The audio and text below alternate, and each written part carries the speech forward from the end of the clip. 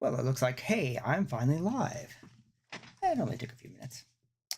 Hey, I'm Nathan Bonner, and I'm the artist and creator of Endavo. And I've been working on is Endavo 3.0. After I finished the 2.0 version of the webcomic, I had done some animated episodes, 3 in fact, and I decided to do Endavo 3 as an animated series. Now, coming in at the last part of the animation process here, as I've only got 3 scenes left in episode 1 to do. I put this off because your first stream is always your worst stream. So let's get this out of the way. Well, as you can see here, I do the primary character animation in Moho. So we have a new Moho file here. We're going to go up to import, and we're going to start importing in some resources. In this case, it's going to be an image. You don't see that, but trust me, I'm doing it. Maybe I should just do it. Let me see.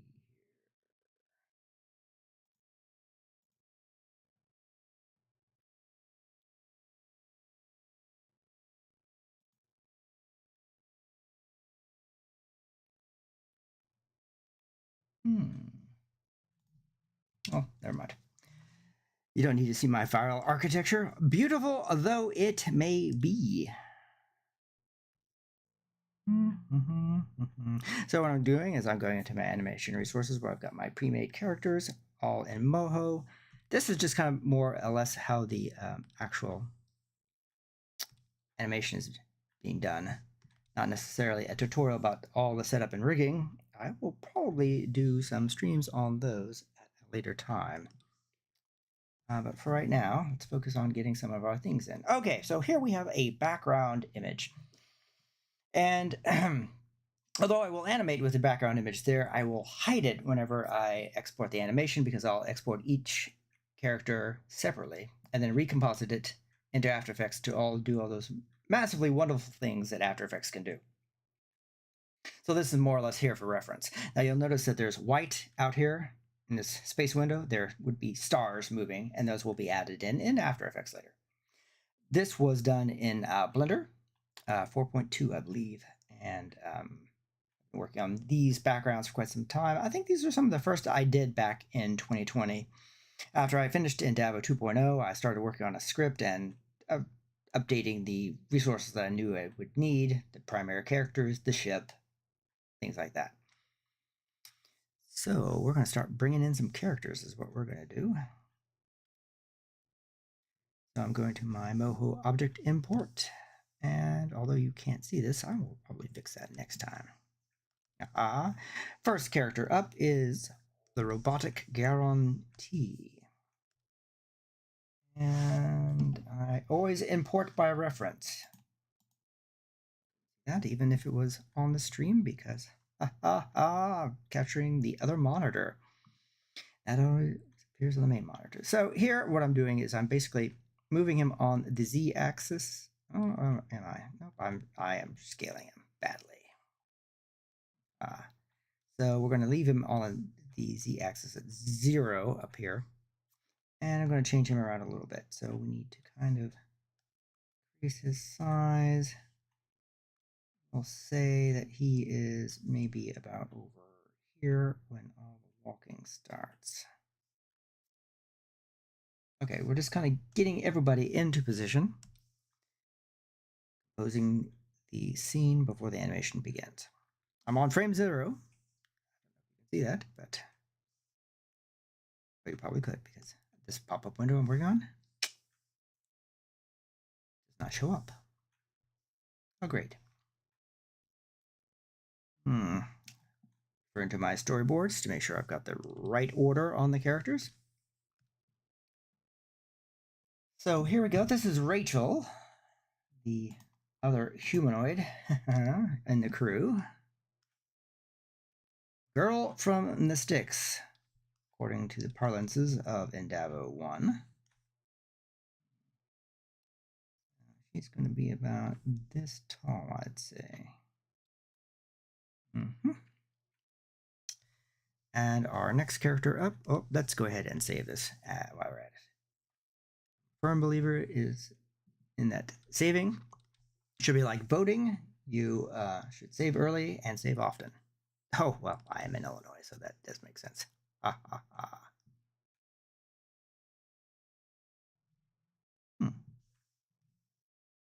Extraordinary. I guess I didn't say that.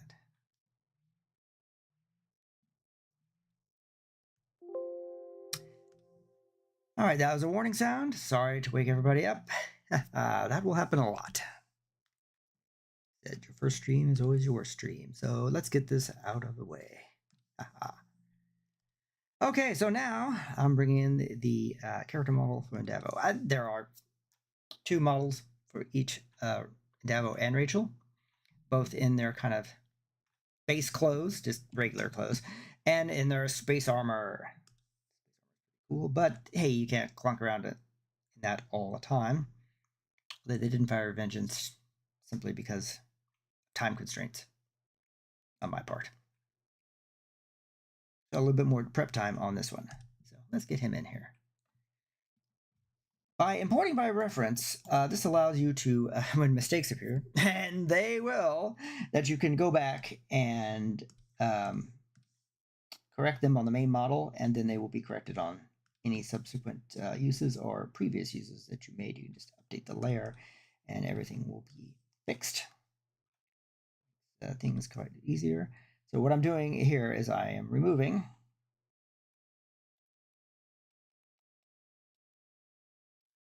missing, haha, removing the jackets. So there's a bit of a glitch on the Indavo base model in that sometimes his sleeves on his t-shirt don't show up. They are most definitely there.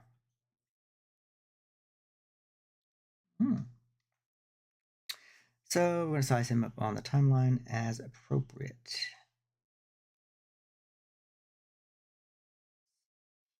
I'm pretty sure there's not a gap in his pants either. I don't know what that is. That's one of those glitches that keep popping up here and there in the display. It's only in his model for some reason. This could be that the Indavo model is actually the oldest model I've made and went through multiple Moho iterations with, and I think glitches have popped up. May have to do a complete rebuild if things get out of hand, but so far they've not been. So we're moving to frame 1, and we're going to get this party started. Now, immediately at frame 1, I realize that I've got Davo about the right height, and Rachel is now too short on this one, or she's at the right height, and he's too short. Yeah.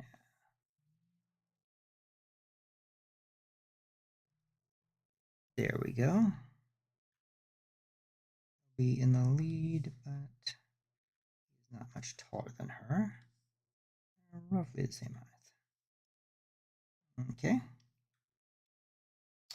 I guarantee would need to be quite a bit larger if that's the case.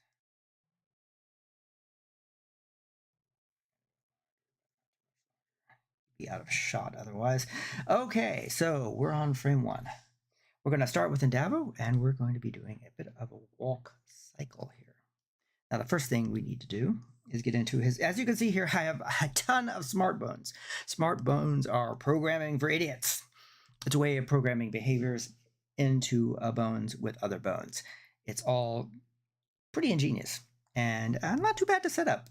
Although sometimes I found that the smart bone controls kind of go out of whack after you resave models through many versions of Moho. Something to keep in mind. As you can see, we're rotating Indavo out, so now he's kind of facing forward a little bit. And we're going to get him into his starting walk position. I think we're going to leave the hands.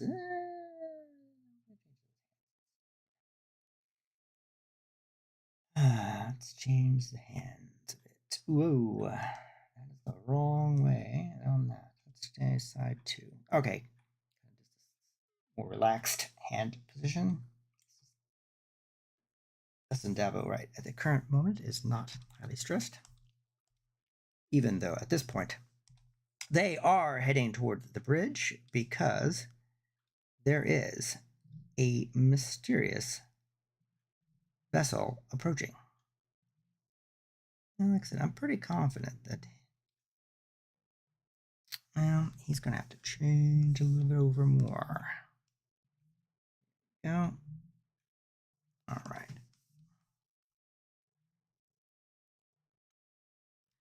I'm not sure why his sleeves disappear, but they do, and it's very disheartening. Okay, so we're going to set up his primary pose here, and let's get in close and take a look at that facial expression. It's pretty blank. So what we're going to do is we're going to probably leave his mouth as is. The mouth is on a sublayer here. If you go down, you'll see as you go down to the head. Down to the head, and we'll go right down to the mouth. And here I've got the different mouth. Shouty, which is sad, and then he's got sad. And then he's got smile, so maybe we might have a bit of a smile. As he thinks that they approach each other, maybe these mysterious benefactors that they've been trying to find. In truth, that is, sadly, not the case. Okay, so we're going to move there, that there. Okay. So, starting position out, we're going to try and move Rachel just a little bit behind him. So she will be about a step behind. Step behind, and then guarantee will be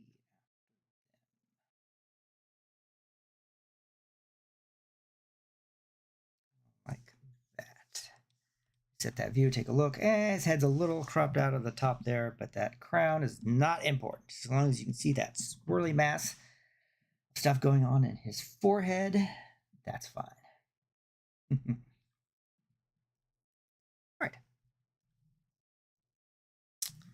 So, hey, now we're going to move animate walks. Now, one of the things I've noticed when people talk about walks online in a lot of tutorials is they don't actually, they do have you doing a walk cycle with the character moving static and the background moving. I tend not to do that too much. I tend to have the character move through the background. So you don't really see a lot of those. There are many fine animation reference books out there from Preston Blair, from the Tezuka School, that have excellent walk cycles that you can feel free to copy and pilfer as you may want to. Now this door is kind of extra wide. It may not be wide enough. That may be too wide. Let's see here. He's got to fit through. He's a pretty wide robot. We're gonna go with this. So, all right, hey, already he's moving, not very good. What I'm doing here is I'm setting up the major movements. And I recommend everybody do that. You should set up the major movements before you go and do the minor movements. Make sure that your arms are continually moving in the correct positions, which they are.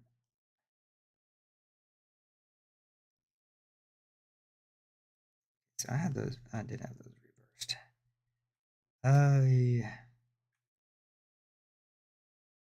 It's because I'm streaming. Normally this process is a little bit easier, but you know, somebody's looking. Okay, there we go. Whoa! Hey, look at that. He's sliding without picking up his feet, which actually kind of fine in this case. Hey, so we're going to do a little bit of schmancy animation here. Schmancier animation, I hear. I guess I don't know. So what we're going to do is we're going to have him like he's turning. Whoa! Here, let me fix that first. Well, actually, let me turn him. Then, whoa! Look at that. Now he's going down the hall. So now we're going to fix those arms. It's a little funky here, so I gotta be careful. There we go. Forward on that one. And look at that. Whoosh! Isn't that spiffy? Well, not really all that impressive, I will grant you. But I was so proud of myself when I first did that. Oh. That's not really all. I mean, oh, the other thing I should mention is that there's a very good YouTuber by the name of Yang Shi Those hand positions are probably going to have to change right about there. Mm-hmm.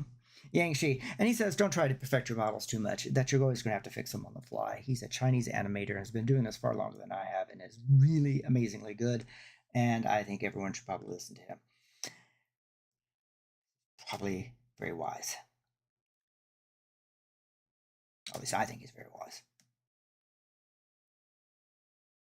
Nope.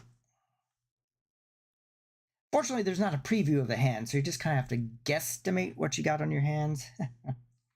And as you can see, I've got a ton of these things. What we need is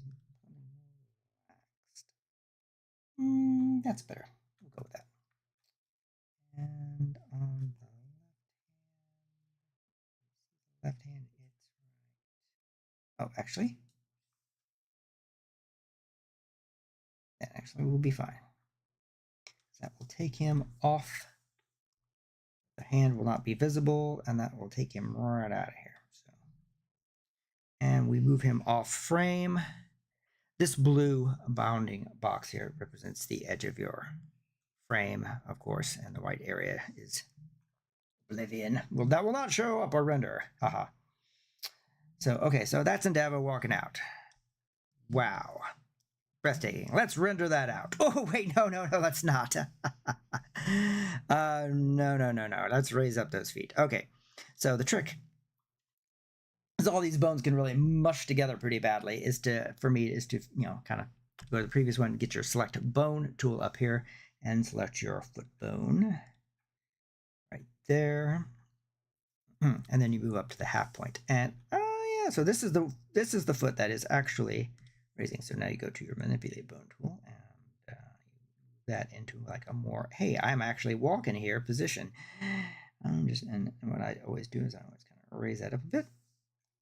So now we have a footstep. Now you have to watch these bones. Your inverse kinematics can sometimes work against you, and the bone will bend the wrong way, like he's got some sort of rubber joint or something like that. So sometimes you can use your rotate bone tool to fix that, but sometimes you just have to keyframe it in each frame in the right position.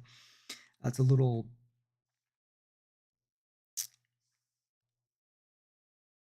low tech. I apologize greatly, but that's just sometimes the workarounds I've come up with. You may find better workarounds.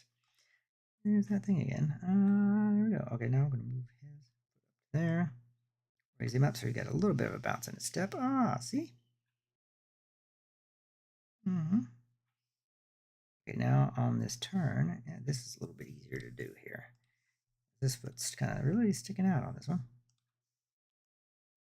Go to manipulate. And we raise. I don't really worry about the feet orientation right here because his feet are going to be off shot.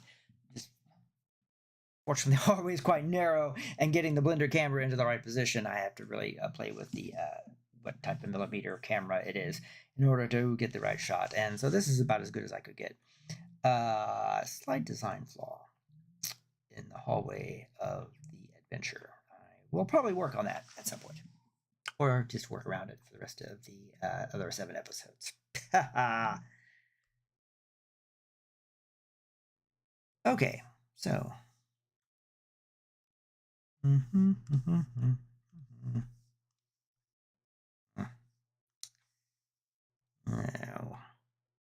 Oh, that actually worked. I already know. Okay, there we go. And so there we have Indavo just kind of walking down there. Now to add some life into his features, what I will do is I will go into here. And I probably should have done his eye change his eye direction. I'll have him do a blink when he comes out. And here, he'll turn and look as he turns. There we go. He's out. Reset view. Very nice. Very nice. Very nice.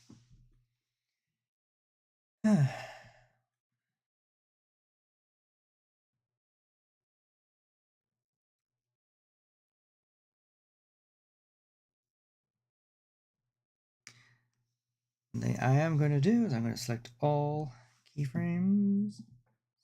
Oop, oop. Frames. That up here. Select all keyframes. Okay. What I'm going to do is I'm going to move them out to the 12 mark here. I'm going to take those guys. Wrong button. There we go.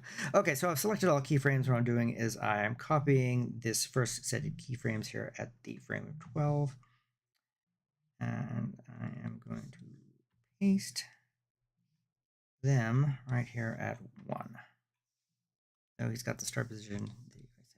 Let's deselect that because we don't need that. And he moved down, but it's okay. Find the position keyframe and the scale keyframe. Copy those and then paste those into place. Oh, there we go. Okay, now he's not going to move those first 12 frames. Half-second lead in, animation begins, walks off frame, gone by 4 seconds. Need that? No, he does not. Okay, we're going to leave it 5.5. All right, we don't need to do that other rise. Sometimes I do. Just bugs me. Have incomplete animation.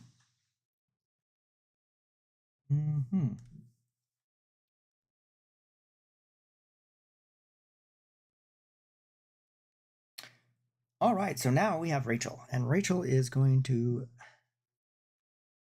walking in quite the same manner. So we're going to go ahead and set her up in her first frame here. On that. Okay, let's go back to reset view. A little bit too tall there, though. Woohoo! Down just a skosh, right about to bingo. All right, get her into the first frame position. I tend to start them on at like a different gate, so they're not like marching lockstep, like ants or something like that. Soldier ants, army ants. See, okay, here we go. Here's one of the inverse kinematic bone functions. Just grab the rotate tool there, and we're going to pretend like she. Now that worked to fix it that time, so that's good. All right, I do need to take that body turn bone here and turn that a little bit more. There we go. Okay. Whereas Indavo's kind of very pleased with himself as he's heading off to the bridge, and Indavo might be a little bit, Rachel, sorry, might be a little bit more apprehensive about things.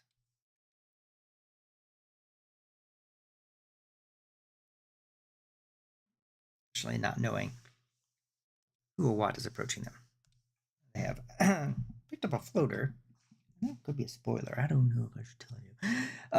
But yeah, I'm guessing you're guessing that, yeah. Introduce a character in the first in the very, very long, cold 10-minute, long, cold open, just to kill them off. But I might. Who knows? I might be vindictive, like George R.R. Martin. I might be. Probably not. All right. So we're just going to click that again. That's our hold pattern. Okay, so now we're going to start her off on her walk. We're treating like she's mid-walk here, so this foot's going to go forward. And a sizable amount, but not too much. I can't have her like kicking it in Davos Hills. That would not be cool. Cool at all. They annoyed me when I was in grade school. I'm sure it annoys everybody. That's the entire point of it, right?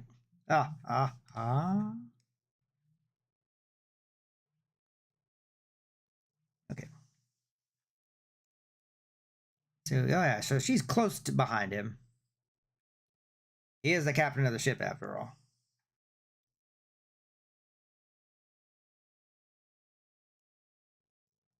And probable boyfriend. Okay, well, I need to change that body turn here to be a little bit more on the side, as she'll be turning in. Okay, got to get those arms positions correct because her arm is now going forth. Not that far forward. But, okay, this hand, I will change that out while it is back here. And we're going to go to the left hand.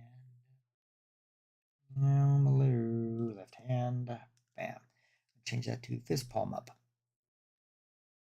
And you can see here, I can change when that starts, but this is a good spot for it right here. So we'll go there. Oh, these green arrows that you see by the names, that represents that this is a reference layer.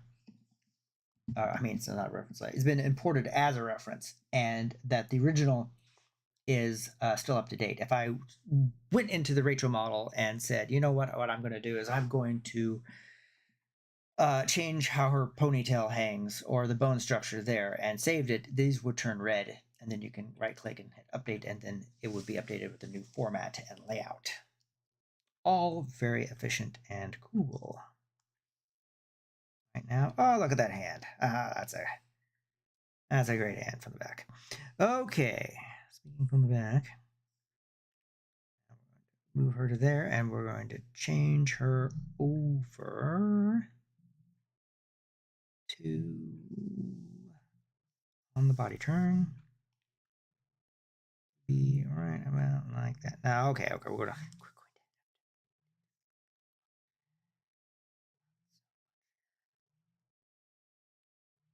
That one will go back to here.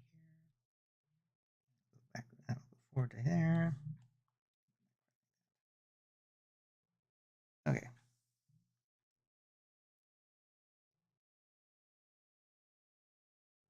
Good. So far, so good. Almost got her out of frame. So it's a good sign.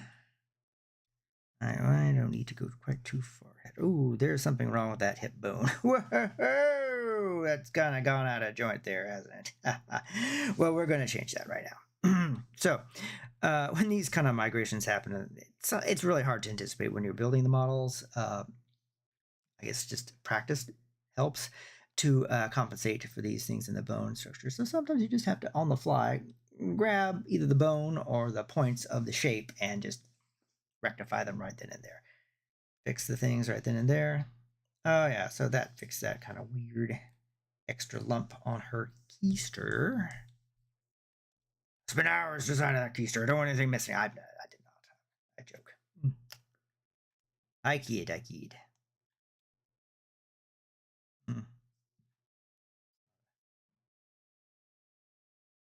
A Janus situation from Robotech: The Shadow Chronicles. Oh, deep cut for those who know. Okay, that's about right though. It's gonna end up right on top of Indavo. Oh, did I do that right? I did not do that. I did not move her arms on the last one because I got distracted by her keister. Ooh, embarrassing. Aha! Ooh, we got that thing. I'll fix that. I'll fix it in post. It'll be great. No, little Monty Python reference there. For the Utes. Okay, well, I'll fix her leg. It does go wonky there, but what we are going to do, I'm going to do, and you're going to watch, is I'm going to fix that right here. So we're going to go back in. All right, so yeah, she's got quite a bit of bone structure on her hair, which causes it to kind of go crazy, but it kind of looks neat. So she's got a lot of hair, as most ladies do, and I did the wrong one. Oh, how stupid. That was incredibly embarrassing. Looked like it was right. Going, okay, so here we go. I don't know why her model does this. His model does it too. And just in certain scenes, there's no rhyme or reason to it. There probably is. I just haven't found it or been bothered enough to look for it. Okay, let's raise that up just a little bit to give her a little bit more bounce in her step. All right. Hey, that's looking pretty good. Okay, select this rear bone here so I know which one is supposed to be going up. There we go, and we'll raise that up again. Oh yeah, there we go. Okay, now we're going into this turn here. So select the Oh, so a thing about this, if you're not familiar with Moho, if you are, I apologize for droning on about what is blatantly obvious, but these are target bones. The labeled right foot and left foot. These are just bones that are not really attached to anything. That this bone right here in the leg is targeted to that. So wherever this goes, it will point at it, and which is what I've been doing. So it's very easy to set those up. You go over and you just select the bone and go to bone constraints, and you'd hit down toward the bottom. You'd hit target here, and boom, select the name of the bone that you want to target, and boom, there it is. I tend not to have them where they are linked to the main hip bone, which is your main character moving bone, as you probably have seen. I've been very descriptive. I'm kind of so used to kind of working on my own here that I probably have not been talking nearly enough about what the heck I'm doing. So I'm sure there will be questions. Oh, there will not be questions because there's probably no one watching this, which is A-okay. Yes. All right. This looks. Ooh, and okay. Well, all right. So we're doing good there. Doing good there. Ah, okay. So we're just gonna grab the rotate bone tool and try and rotate this back. Now we're gonna see if it stays rotated and doesn't go derpy on me.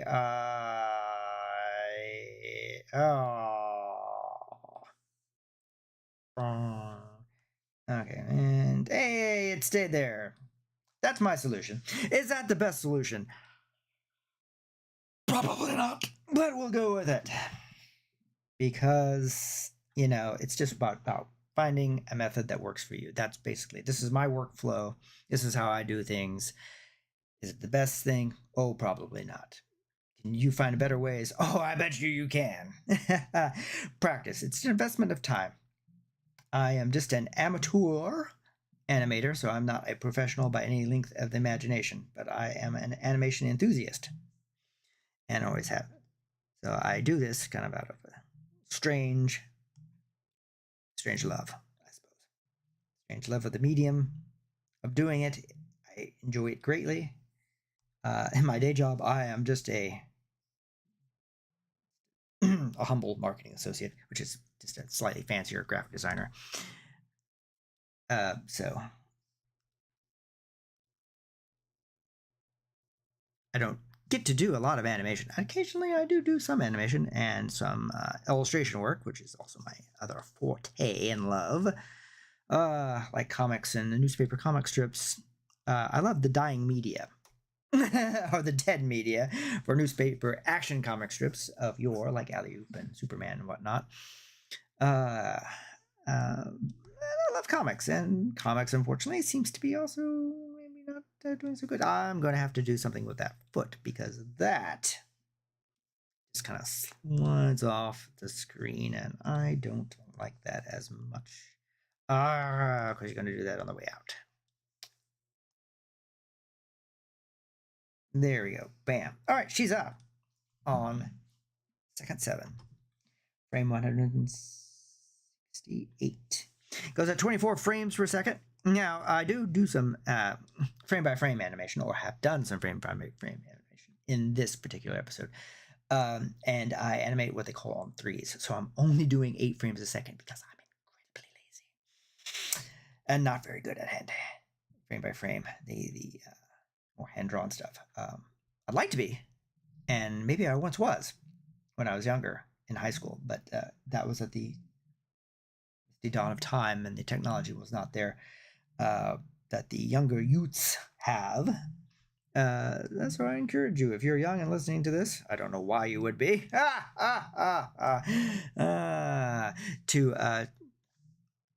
take a look at, if you're interested in animation, take a look at the technology that is out there. And, Moho is fairly an inexpensive one-time buy, not a subscription service. Paid for by Moho. No, I'm joking. I don't have a sponsorship. But hey, if you guys want to, you don't. Never mind. You will not. So we'll have guaranteed just kind of maybe, you know what? That doesn't make any sense. The table's there, so he'd have to be there. So maybe he's standing by letting them leave, and then he'll walk out. Yes, that shall be the Dalek plan. I mean, that is my plan. That shall be Daleks. What are you talking about? Pay no mind. Okay, so guarantee will. I think he'll just move them. Oh boy, sometimes finding the bones in the morass of bones when you're out that far can be difficult. So you have to find the head turn, and turn the head turn. We'll just kind of move this down so get the impression that he's watching them. Oh, look at that, he's watching them. You notice the swirly thing in his head moves. That's just pre-animated its own layer on his model sheet, so it just goes continuously because it's on a cycle loop. So I don't have to tend to it. I did that, spent all the time getting that working, and I've never touched it again. And maybe I need to. I forgot to save, so better save again before something crashes. I don't lose it. But you know, nah, I'm going to say this, and it will probably crash. Moho hardly ever crashes on me. I've worked on animation programs like Maya, which are $3,000 to $4,000, and it crashed all the time. Blender's the same way. Blender seems to be incredibly stable. I've had incredibly good luck with Blender. Only occasionally will it, on the render phase, decide it's not going to render. You may notice that he seems like he's already out in the hall because his little shoulder guard is sticking out. That well, I will mat him so that with a polygon mat in After Effects so that he will look like he is actually in that room, and this arm is behind that that door bit here and there. So I don't think I'm going to get to that phase this evening. We're just doing a Moho walk cycle stream of characters walking into a hallway. What more could you ask for? I mean, honestly. Laser blast, giant robots, space battles, hand-to-hand combat, romance. No, we're doing the walking into a hallway. That's where the real animation takes place. All that other stuff is just fluff.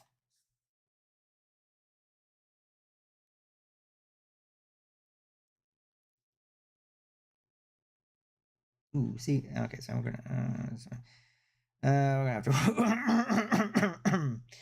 Yeah, okay.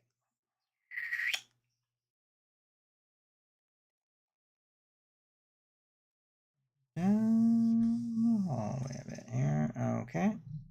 All right, here we go.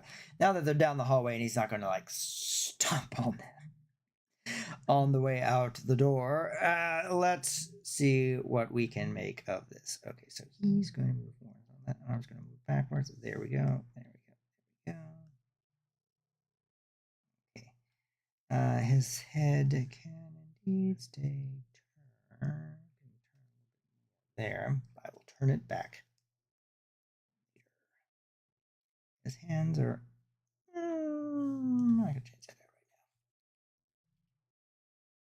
He's got a lot of blitz and blops that pop out of him too, that are on sub layers. These are switch layers I would have been using here, and left hand. That's what I'm looking for. And switch layer is basically a group layer, a folder which has a bunch of sub layers in it. It doesn't have anything in the actual left hand layer, but it has all these sub layers in there of shapes and graphics that I've made. And then you can swap them out, and that's how you get the different hand positions, just sort of animating out the fingers in an endlessly fiddly way.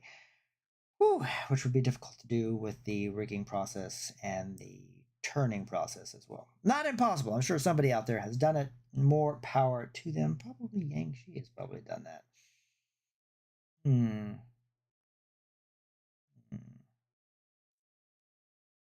Yep. That's definitely the wrong one. Third. Wrong one. Oh, that's when he's. Do we want to open the hand?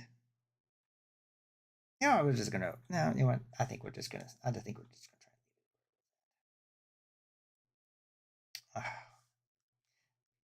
What I'd have to do is I'll have to flip that one of where you can see the thumb of the fist, and maybe I don't necessarily want to do that right now on a stream because that can be kind of messy. And potentially embarrassing. Undue embarrassment. Try and avoid it. Ooh. Move forward a little bit so he's clonked into there. There we go. Clonked. Okay, so we're going to have to go another half second back. All right, there we go. There we go. His gate's so... He's an 8-foot-tall robot. His gate's huge. Come on. Being courteous. He really likes Rachel. I mean, that's probably the only reason why he's on the ship. Spoiler. In-depth character spoilers. And he's tolerant. He's grown to be tolerant. I mean, he's come back on the ship with them where they've gone off into this new galaxy. And so he must enjoy this in some perverse way.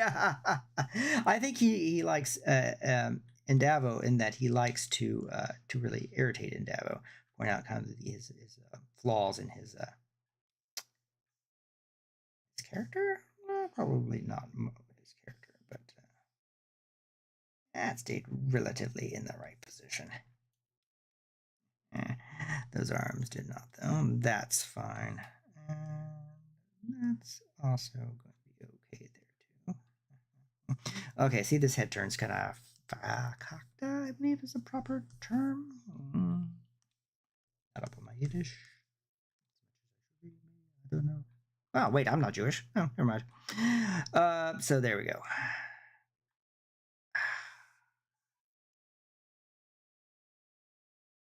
There we are. Aha. Let's see what this looks like. Oh, yeah. There we go. Beautiful. Not perfect, but beautiful in its own way. At the scale that we're at, it won't make too much of a difference. There are some, perhaps we should say, flaws in the actual. Back a little bit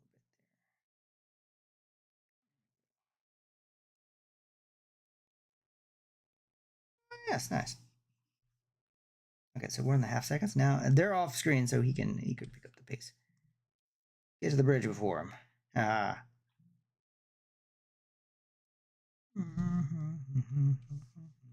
I may have fudged the scale a little bit in this shot, but it's okay. I think we're just going to leave that kind of wonky hand where it is. No, I guess we're not. Okay, we're not going to do that. No. That bugs me. Get away from it. Doing this, but no.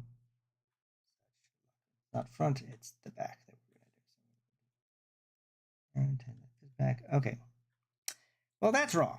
So what do we need to do? Well, we need to flip the layer is what we need to do. So let's flip that layer horizontally and see how it lines up to the wrist. Ooh, that's painful.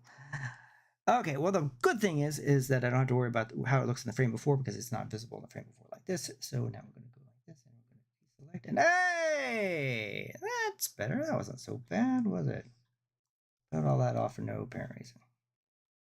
But I did move that, and then I did move the keyframes on that to here. So let's make sure that's always lined up properly. Moving the flip.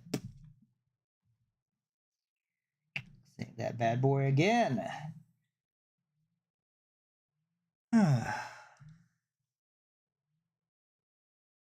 Maybe like, is this really your first stream? You seem so natural at it. Maybe I talk at my animation desk all the time. It's just to me and the cats. I don't tend to do a lot of work with other people around, so. There are other people in my life. I'm not sad and lonely or anything like that. No. So. Oh, shoot. I goofed up on that. Okay, so that's right. What happened here? I'll tell you what happened here. I did that. Oh, man, so damn early. Reason because it was not time for it to be out yet. Guarantee is one of the first things that I actually animated in. I'd taken a class some years ago in After Effects, and I did a walk cycle for him, but it was all Photoshop based, so it wasn't this nice vector thing, so it was not as usable in that respect. So he's almost out of the shot. So we're just going to move him out of the shot. Move that so that will look like that's moving out of the shot too. Okay, so here we go. Okay, all right. Shuffling like Peter Griffith. Beautiful. Okay, so we're gonna fudge this a little. Well, where do we want to do that?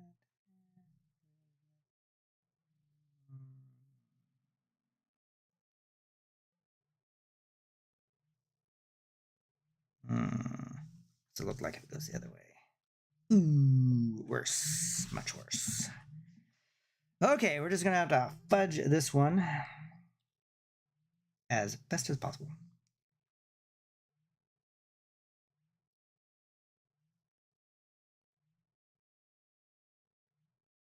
That's okay when it kind of transitions out of there. That's not so bad. Now roll that up there. Where is that up? Maybe a little bit more so we can get this moving forward. Let's move that. Oh! I forgot I had done it.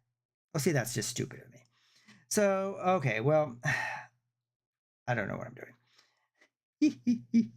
I got this. Oh, look at that. Oh, I've got a smart bone for the front leg raise, and I had totally forgotten. And there was staring right at me. Oh my gosh. Woo. Well, I'm glad that happened on the stream, you know. Oh, see how beautiful that looks. Let me put his arm back to where it was so it doesn't look quite so janky. So that arm be going back. This arm would be going forward. Ooh, I have an arm raise. No, just a little bit.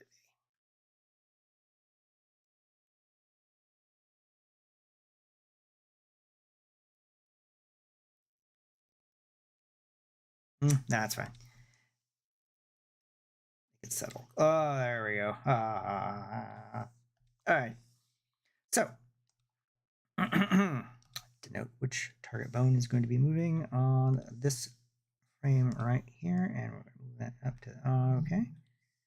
Pretty good there. We're going to raise him up so he is really showing that he's got some mass behind him.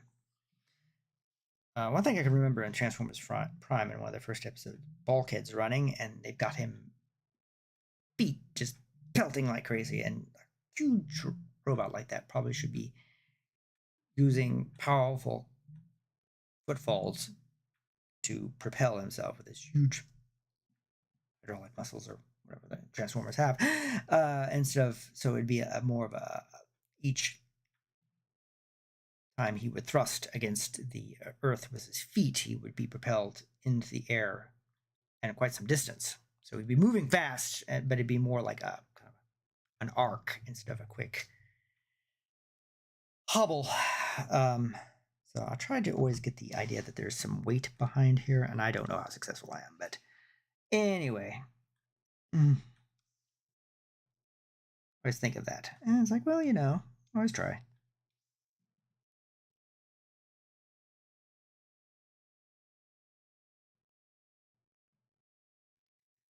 Alrighty then. Looks like we are coming up on it. And getting this guy.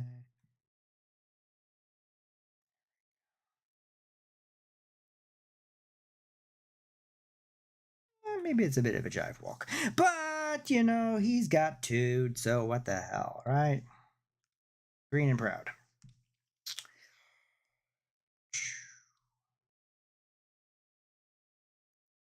Guarantee it is easy being green.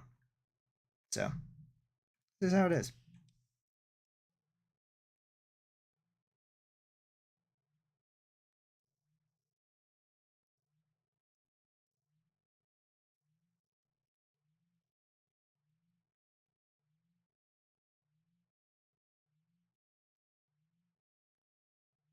Oh, well, there's one thing I forgot to share with you all. That's probably why you're getting some sort of all this kind of weird feedback. Because I forgot to play my stream music. Oh, well. I can annoy anybody who would dare to watch this later with this. Whatever. Oh, look at that. Beautiful. Maybe a bit too loud. Drowned me out here.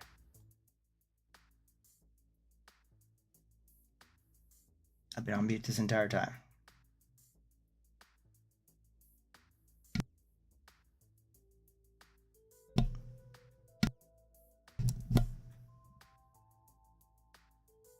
No, I've not. Okay, never mind. Sorry, my settings were... Oh, okay, no, it seems fine. Never mind.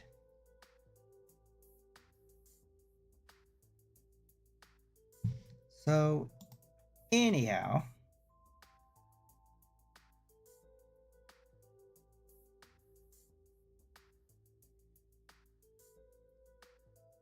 that is the end of our walk cycle. Okay, so what we're going to do real quick is we're just going to go back here. I'm going to go down to the layer, going to go front layer, and we're going to go like here, and there we go. Shows you what we got. Oh, look at that. Boom, boom, boom. Let's kind of kick out on guarantee a little bit too much. Let's take a look at that, shall we? Boom, boom. Let's finesse that a bit before we call it quits for the evening. If possible. Okay, what do we got here? So, okay, so it's right here. It goes up, and then it goes... nap.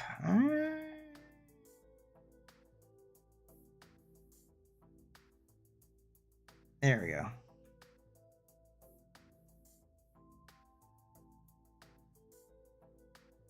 Because he's walking out. Where's kinematics? And it's marking an angle. All right, hey. Okay, so there we go. Well, let's get rid of those bone structures. They can be distracting. So it is the vector layer that is empty. And look at that. Our 3 intrepid space explorers exit a room and walk down the hall. So, all right. Hey, well, that is the first art stream. And I'm going to try to do one. I would hope for once a week, maybe more. As I said, I'm kind of at the end of the animation for episode 1. As we get into episode 2, I'll probably do more of the asset creation part of it. There are a few new characters in episode 2, and there are quite a few space locations that I don't have created yet that I will be creating for that. But as soon as I finish the animation up here on Indavo 3, episode 1, title pending, I'm going to start on March 1st working on the issue 2 of the Big Muddy Monster comic. Now, okay, for those who don't know, in Murfreesboro, Illinois, in 1973, there were sightings of a very like Bigfoot or Sasquatch type creature called the Big Muddy Monster. It was different, and it's quite similar to the Chestnut Ridge sightings in Pennsylvania of that same year, in that it was a very kind of tannish Sasquatch with red eyes and smelled terrible, with a very distinct cry. They called Big Muddy Monster because it was large and it was caked in mud. But it was a very kind of Sasquatchy type creature. Anyway, we're doing a second comic about the sightings in the late 70s and early 80s that we hope to have out for the Big Muddy Monster Fest in Murfreesboro, Illinois, somewhere around June the 24th-ish of this year. I'm not exactly sure the exact date, but more on that later. I don't have a calendar with me at the moment. I'm not touching my phone as it's not gone off the last few minutes, which is a miracle for this stream that I did not get interrupted by 18 phone calls. So there you have it. That is kind of my way of setting up and animating a scene. What I will do now is I will hide the background and I will animate each character out separately by going to File, Export Animation, change that over to Image Sequence, and I will choose my folder, which you cannot see as I got the wrong setting. I will fix that next time. We just loop around. Okay, so I will now go to my file folder, which is named Shot 232, because there are 235 shots in this one. And I'm going to create a new folder, which you cannot see me doing, but I'm going to call it renders, as I always do. And then I'm going to set that folder, select the folder, and we're going to go over to here. And in this window, we're going to, the file name will be shot232_GT for guarantee. And then it will create an image sequence. Each frame will get its own individual image. And in After Effects, you can import that image sequence quite easily and then do all these amazing shading and color correction and highlighting effects that are really quite nice and really kind of bump up the quality of the animation far beyond the rather poor quality that I've got so far. All right, so hey, I've hit render, and I think that's the end of this very first art stream, this very first delving into the catastrophe that is my animation workflow. Like I said, yours may be different, and your results may vary if you use mine. So find something that is comfortable for you, and for everyone else, I'll see you out there.